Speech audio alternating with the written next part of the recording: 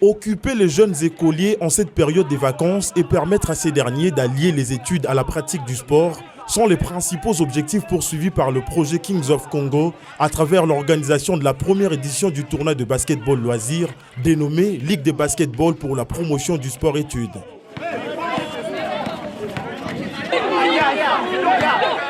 Lancé le samedi 30 juillet dernier au terrain de la ligne aérienne congolaise, situé au quartier Cité Verte dans la commune de Selembao, ce tournoi connaît la participation de 24 équipes dans les 2 versions, dont 16 chez les messieurs, repartis en 4 groupes de 4 et 8 chez les dames pour 2 groupes de 4. Aujourd'hui, on a fait juste un match d'exhibition pour permettre à ce que chaque équipe puisse jouer.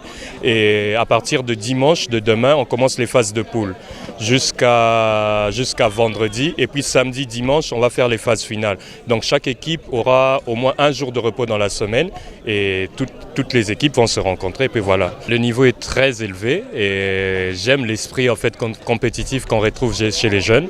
Donc ça fait plaisir et puis eux ça leur permet aussi de se montrer. Ça pourrait être une opportunité pour eux aussi de se faire montrer et puis voilà de se faire recruter. Pour la coordonnatrice du projet Kings of Congo, Adi Kapeta précise que ce tournoi est certes la première, mais non pas la dernière.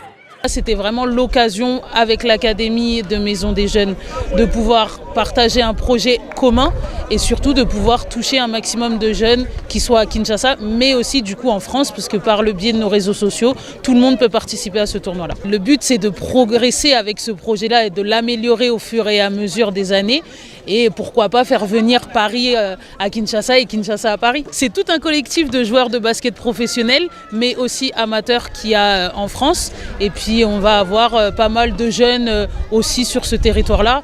On va avoir par exemple Patou Lomboto qui nous accompagne sur ce projet-là. On va avoir Jimmy Balsé qui est sur ce projet-là. On va avoir Ginette aussi qui accompagne ce projet-là avec son association Basket Family. Et puis plein d'autres comme Ruffin qui nous a aussi beaucoup accompagnés.